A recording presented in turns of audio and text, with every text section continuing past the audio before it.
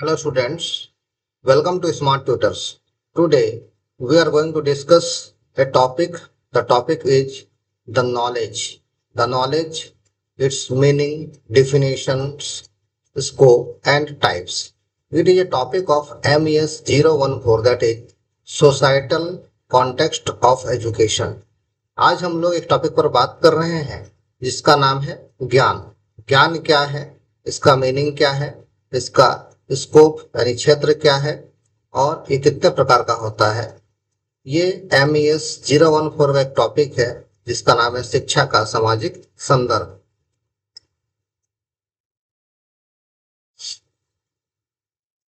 The knowledge, ज्ञान क्या है, इसका मीनिंग अर्थ क्या है, इसका डेफिनेशन परिभाषा क्या है, स्कोप, इसका क्षेत्र क्या है, इसके टाइप्स क्या है। तो सबसे पहले समझते हैं ज्ञान क्या है। ज्ञान वो सब कुछ है जो हम कहीं से सीखते हैं या प्राप्त करते हैं। ये अनुभव के रूप में हो सकता है, शिक्षा के रूप में हो सकता है, किसी तथ्य या आंकड़े के रूप में हो सकता है, किसी सूचना के रूप में हो सकता है या किसी कुशलता के रूप में हो सकता है। ये सब कुछ ज्ञान का ही एक प्रकार है। यह किसी तथ्य या स्थिति के प्रति जागरूकता या परिचायकता का भी अर्थ रखता है। ज्ञान के कुछ पर्यायवाची शब्द भी हैं जैसे समझ, अवबोधन, सीखना और बुद्धि। ज्ञान के कुछ विलोम शब्द भी हैं जैसे अज्ञानता और अनजान बने रहना।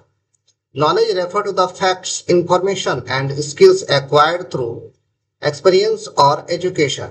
It can also mean awareness और familiarity gained by experience of a fact or situation. There are some synonyms of knowledge, that is understanding, comprehension, learning and wisdom. And there are some antonym of knowledge, that is ignorance and unawareness. It means that knowledge is getting from everywhere. If we learn anything from anywhere, it is called knowledge. Knowledge is the understanding and awareness gained through experience, education and discovery. It includes facts, information and skills that helps individuals interpret the world and make informed decision. Knowledge can be acquired through observation, learning, reasoning and communication, and it evolve as new insight emerge. ज्ञान अनुभव, शिक्षा और खोज के माध्यम से प्राप्त किया जा सकता है। समझ को बढ़ाया जा सकता है, जागरूकता लाया जा सकता है। इसमें तथ्य, जानकारी और कुशलता शामिल होती है जो व्यक्ति को दुनिया की व्याख्या करने के लिए उचित निर्णय लेने में मदद करता है। ज्ञान अवलोकन से प्राप्त होता है, सीखने से प्राप्त होता है, तर्क से प्राप्त होता है, संचार के माध्यम से प्राप्त होता है और यह नए अंतर्दृष्टि के साथ विकसित होता रहता है। मतलब ज्ञान का समय समय पर विकास होता जाता है। जैसे जैसे हम किसी चीज को पढ़ते हैं, सीखते हैं, अनुभव करते हैं, काम करते हैं तो हमारा ज्ञान बढ़ता जाता है। अब देखते हैं स्कोप ऑफ नॉलेज। ज्ञान का क्या क्षेत्र है, किन क्षेत्रों में ज्ञान काम करता है। तो इसका सबसे पहला क्षेत्र है थ्योरेटिकल नॉलेज, सैद्धांतिक ज्ञान। ज्ञान सिद्धांत के क्षेत्र में काम करता है। सिद्धांत मतलब ज्ञान एक सिद्धांत के रूप में हो सकता है, जैसे कोई थ्योरी गणित का हो गया, मैथमेटिक्स का, कोई थ्योरी विज्ञान का हो गया, कोई थ्योरी दर्शन शास्त्र का हो गया।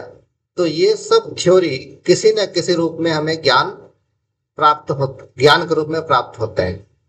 तो थ्योरेटिकल नॉलेज किसी विशेष थ्योरी से संबंध रखता है जिसको किसी विद्वान, किसी गणितज्ञ, किसी साइंटिस्ट या किसी एक्सपर्ट ने हमें अपने अनुभव के आधार पर दिया है। जैसे पाइथागोरस थ्योरम एक सिद्धांत है जो गणित से संबंधित है। हेल्स थ्योरम भी एक सिद्धांत है, गणित से संबंधित है। न्यूटन का सिद्धांत जो विज्ञान से संबंधित है। अरस्तु का सिद्धांत जो दर्शन शास्त्र से संबंधित है। तो इस प्रकार थ्योरेटिकल ज्ञान हमें थ्योरेटिकल चीजों से प्राप्त होती है और उन्हीं थ्योरी पर हम अपने ज्ञान को बढ़ाकर आगे काम कर सकते हैं। Point number 2, practical knowledge. Practical knowledge means हम किसी काम को करते हुए, एक व्यवसाय के रूप में हम दुकानदारी करते हैं या बिजनेस चलाते हैं, वहां से ज्ञान प्राप्त होता है। एक फैक्ट्री वर्कर के रूप में हम मशीन को चलाते हैं, वहां पर हमें मशीन के बारे में ज्ञान प्राप्त होता है। एक कंप्यूटर या टेक्नोलॉजी के रूप में हम कंप्यूटर में बहुत सारे काम करते हैं, रिसर्च करते हैं, वहां से भी हमें ज्ञान प्राप्त होता है। हम जिन चीजों से संबंधित है, जो चीजें हमसे संबंधित है, हम उन चीजों पे ज्ञान प्राप्त कर सकते हैं, और ये चीज कर कर के या लगातार करने से प्राप्त होती है। तो ऐसे नॉलेज को कहते हैं practical knowledge. Point number 3, experimental knowledge, अनुभवजन्य ज्ञान। अनुभवजन्य ज्ञान ऐसा ज्ञान है जो एक इंसान अपने अनुभव, ऑब्जर्वेशन या अपने काम करने के तरीके से प्राप्त करता है, काम करने के माध्यम से प्राप्त करता है, और अपना ज्ञान उसका बढ़ता जाता है। इस तरह के काम को हम लोग, इस तरह के ज्ञान को हम लोग एक्सपेरिमेंटल नॉलेज या अनुभवजन्य ज्ञान कहते हैं। पॉइंट नंबर 4, साइंटिफिक नॉलेज, वैज्ञानिक ज्ञान। वैज्ञानिक ज्ञान का मतलब हुआ किसी रिसर्च, किसी प्रैक्टिकल या किसी ऑब्जर्वेशन के माध्यम से हम साइंस के बारे में कुछ चीज को सीखते हैं, समझते हैं। जैसे तकनीकी का क्षेत्र हो गया, चिकित्सा या मेडिकल का सेक्टर हो गया, या इंजीनियरिंग का सेक्टर हो गया, तो इन सेक्टर में हम लोग साइंटिफिक नॉलेज के बारे में जानते हैं।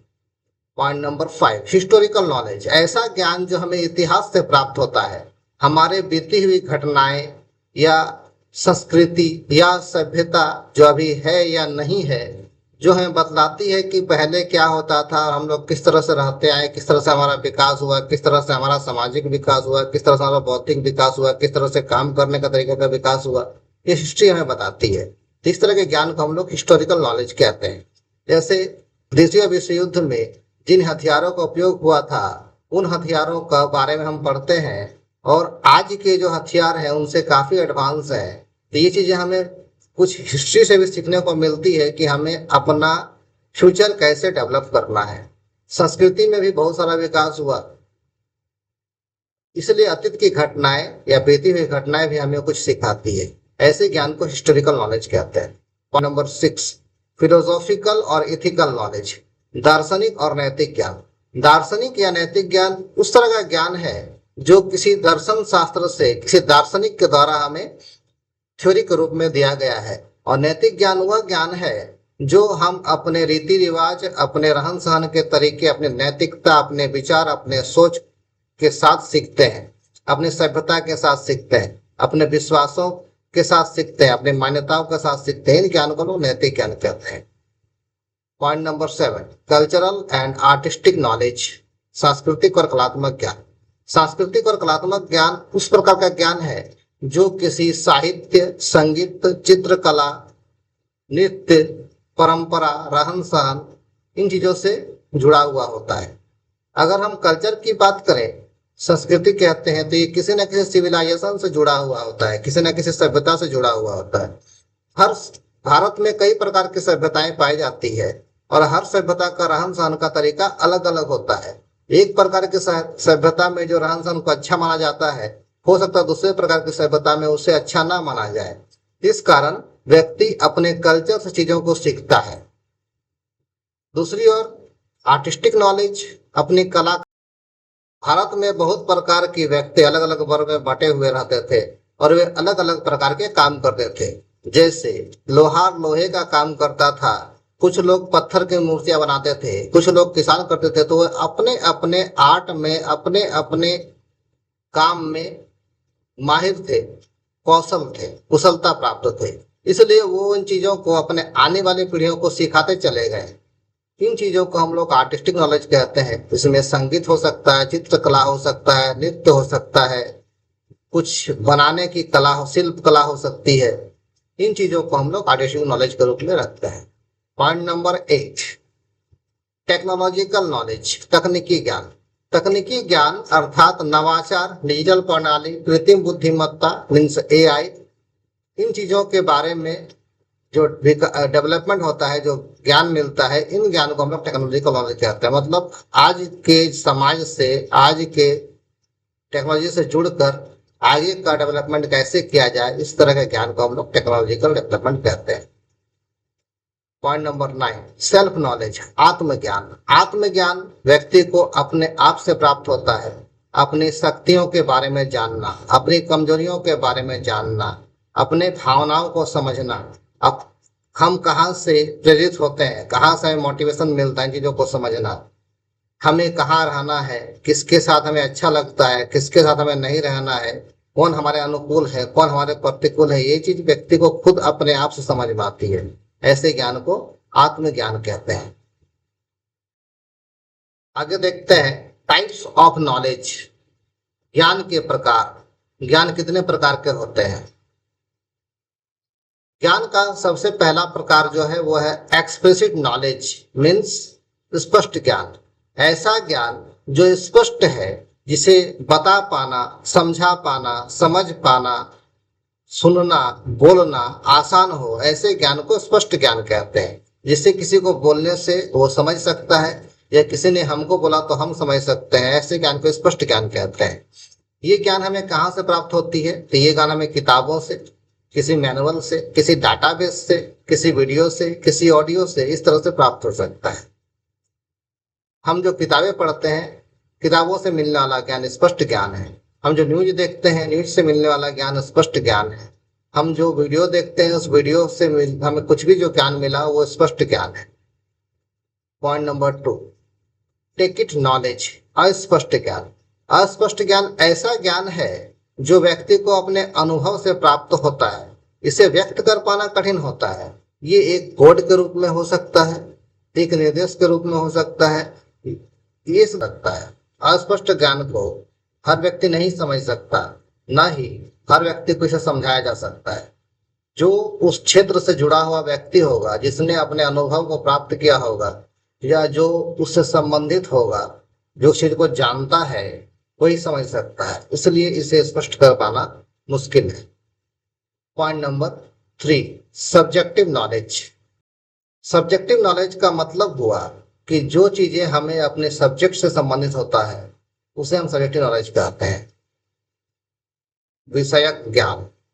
विषयक ज्ञान हमें जिस विषय के बारे में नॉलेज है, हमारा जो इंटरेस्ट है, जिस चीज में हमें रुचि है, उन चीजों के बारे में हम पढ़ते हैं, समझते हैं, रिसर्च करते हैं, प्रैक्टिकल करते हैं। इससे हमें सब्जेक्टिव ज्ञान प्राप्त होता है। पॉइंट नंबर 4, प्रोसीड्यूरल नॉलेज, अर्थात प्रक्रियात्मक ज्ञान। कुछ ज्ञान ऐसी होती है जो एक प्रक्रिया से संबंधित होती है, मतलब एक स्टेप पूरा होने के बाद दूसरा स्टेप हो पाएगा। ऐसे ज्ञान को प्रक्रियात्मक ज्ञान कहते हैं। ये एक निश्चित प्रोसेस से चलता रहता है। जैसे कंप्यूटर का प्रोग्रामिंग इस प्रकार से कार्य करता है कि इसका एक निश्चित प्रोसेस है, उस प्रोसेस को करने पर ही काम पूरा हो पाएगा। नॉर्मली अगर बात करें तो कंप्यूटर का प्रोसेस जो है इनपुट प्रोसेस और आउटपुट सिस्टम से चलता है। मतलब कि हम उसमें कुछ डाटा डालते हैं, उसे इनपुट कहते हैं, उसका कंप्यूटर अपने सीपीयू में प्रोसेसिंग करता है, और प्रोसेसिंग करने के बाद हमें आउटपुट के रूप में अपना रिजल्ट दे देता है।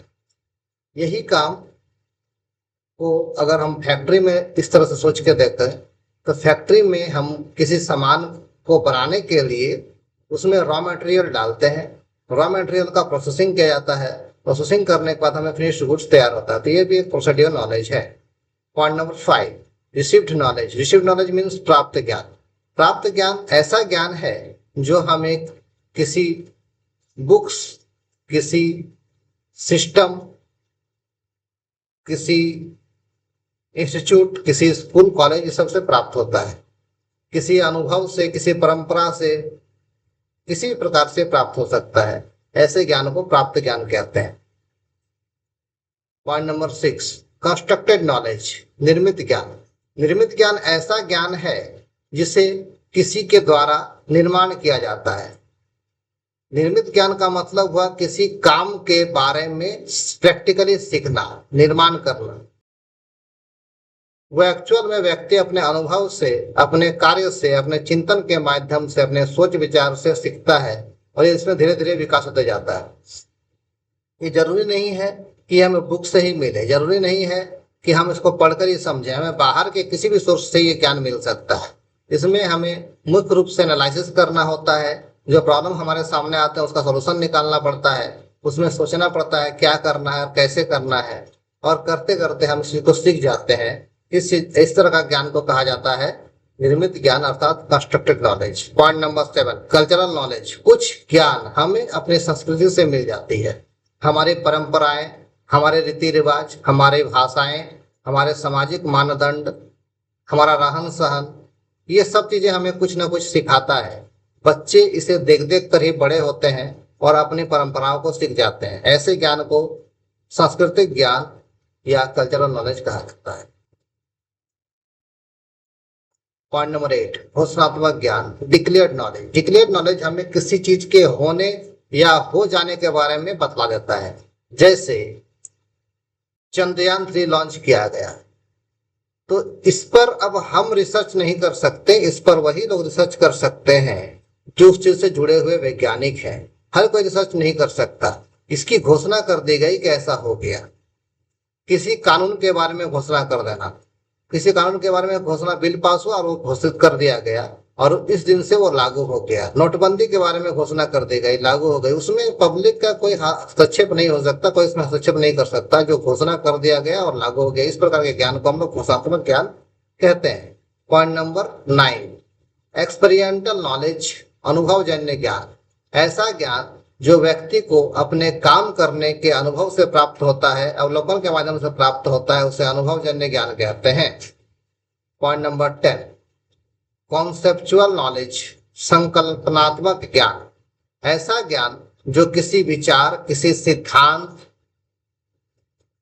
किसी थ्योरी के रूप में होता है, उसे कॉन्सेप्चुअल ज्ञान कहते हैं। इसमें किसी चीज का कॉन्सेप्ट दिया रहता है और उसी के बारे में चीजों को सीखना होता है ज्ञान के रूप में। जैसे भगवान बुद्ध का सिद्धांत को हम कॉन्सेप्चुअल नॉलेज के रूप में मान सकते हैं, अरिस्टो के सिद्धांत को कॉन्सेप्चुअल नॉलेज के रूप में मान सकते हैं, आर्किमिडीज के सिद्धांत को कॉन्सेप्चुअल नॉलेज के रूप में मान सकते हैं, न्यूटन के सिद्धांत को कॉन्सेप्चुअल नॉलेज के रूप में मान सकते हैं। ये सब एक कॉन्सेप्ट है जिससे हम कुछ सीखते हैं।